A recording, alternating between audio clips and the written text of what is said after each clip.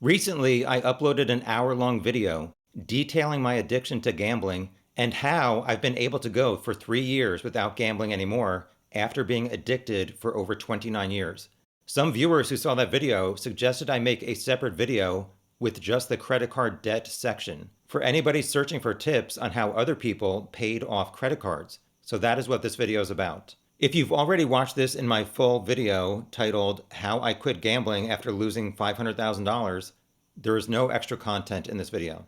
Part of my gambling motivation was fueled by a desire to get out of credit card debt that I had been in most of my adult life for over 20 years, which ended up just adding more and more debt to my credit cards. This video goes into extreme detail on how I paid off $80,000 on 5 credit cards in 1 year and 11 months. I know a lot of people will wonder, well, how much was your salary and your living expenses that you were able to pay off $80,000 in 2 years?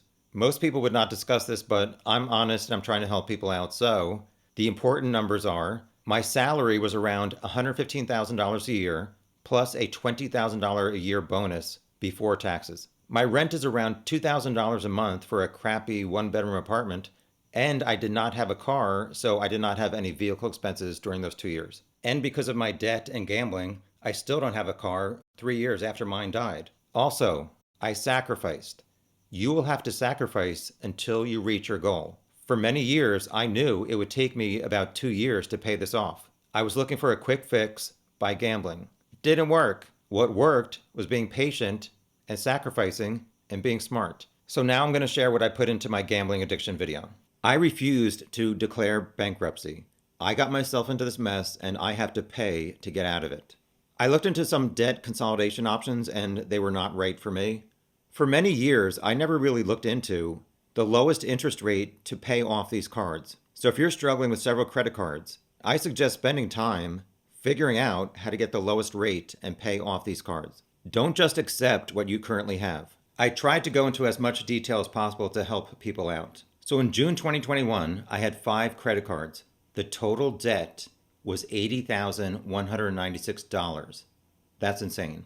My FICO credit score at the time was 591. Now it is 836. I included that for all you nosy people. So my strategy seems to have been pay off the cards with the highest balances as soon as possible. Move other balances to credit cards with the lowest interest rates. Take advantage of 0% balance transfer offers. There is a fee for transferring the balance from one card to another, but it has 0% interest due for a term of about 1 year, which is better than a rate over 15%. So I tried as much as possible to pay it down, and in March I would get my annual bonus. So in March 2022, Credit Card 1 had a balance of $13,000 with an interest rate of 6.49%. The final column on the right shows the years I owned that card. The balance on Credit Card 2 was $9,708 at an interest rate of 13.24%. Credit Card 3 at $10,000 and 15%. Credit Card 4, $17,000 at almost 16%, and Credit Card 5 at almost $17,000 and almost 17%. Total, I owed $66,638. Step 1, I took a 401k loan for $30,000 at 5.25%, since that rate was lower than my lowest interest rate. To pay it back, I had $262.62 taken out of my bi-weekly paycheck for 5 years. The total interest over 5 years would have been $4,139. The total payments over 5 years would have been the interest plus principal, which would have been $34,139. Total fees, which include loan establishment and quarterly maintenance fees over 5 years, would have been $206. I paid this off before the 5-year total. Step 2, I used $13,000 of the $30,000 cash from my 401k loan to fully pay off Credit Card 1, which had the lowest rate at 6.49%. So Credit Card 1 balance was 0, and I had $17,000 remaining from my $30,000 401k loan. Step 3, I did a balance transfer of $13,000 of the $17,000 on Credit Card 5, which was at 16.99%, and I transferred to Credit Card 1, which had the lowest rate at 6.49%. There was a $520 transfer fee, but I saved money I would have had to pay in interest on Credit Card 5's large balance. So after that, the balance on Credit Card 1 was $13,000, credit card 5 was at $3,741. I then paid the remaining balance on credit card 5 from my checking account to finally pay off the balance on my highest interest rate card. So I had $13,000 cash remaining. Watching this section of the video back again, I'm wondering if I made a mistake and lost $520 on the transfer fee by transferring money from credit card 5 to credit card 1. Maybe I should have just paid off all of credit card 5 at once. I don't know, it's too late and whatever, it turned out well in the end. So I paid off credit card 3 for $10,000, and I had $3,000 cash remaining, which I paid on credit card 4. A few months later, in May 2022, credit card 4's balance was $13,000 at a rate of 15.99%. I researched opening a new credit card 6, based on 0% balance transfer offers. I figured if I opened a new 0% card and transferred about $13,000 to it, I could pay off about $2,000 a month, so it would take about 7 months to pay off by December 31st, 2022. So I had to figure out how much would I pay in interest and finance charges in 7 months if I left the $13,000 on credit card 4 at 15.99%. Paying $230 a month for 7 months is $1,610. But the balance transfer fee to a new 0% card was only $360, and the interest rate would have been 0. So I saved $1,250 by opening a new card and transferring credit card 4's balance to credit card 6.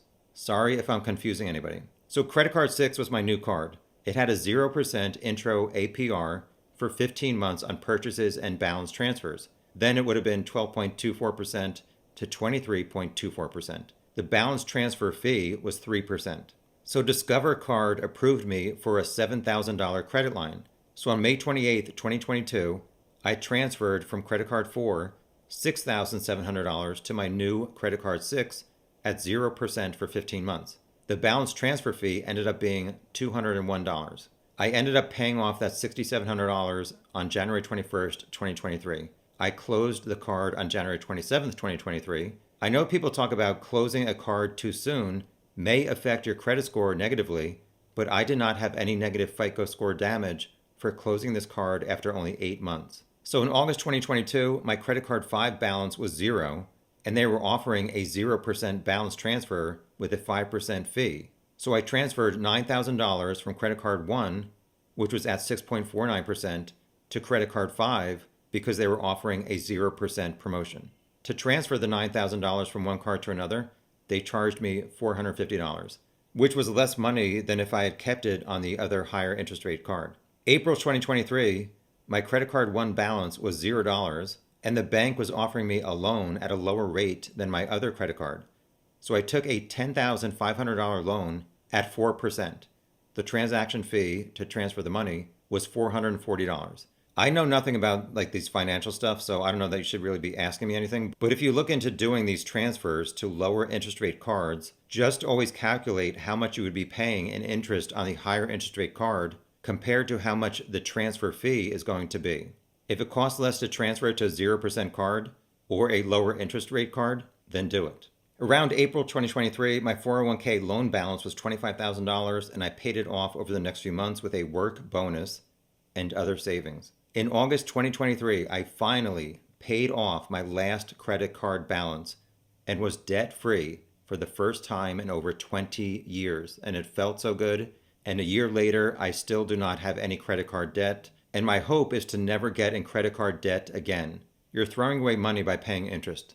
For many years, I was paying $700 to $800 a month, only in interest rate charges on money that I had borrowed up to a decade earlier. I have paid over $100,000 to credit card companies for interest rate charges just because I could not pay off my cards each month. Get out of credit card debt as soon as possible. Stop overspending. If you ain't got the money, don't put it on your credit card. Instead of listening to people on YouTube, I suggest contacting a financial advisor. Also, when you do finally pay off all of your credit card debt, get a cash back card and put most of your expenses on it. Just make sure you can pay it off every month. That is what I do now, and I'm making free money. I just recently cashed out over $300 based on cash back on my credit card. Cha-ching! Ah. Bye and good luck.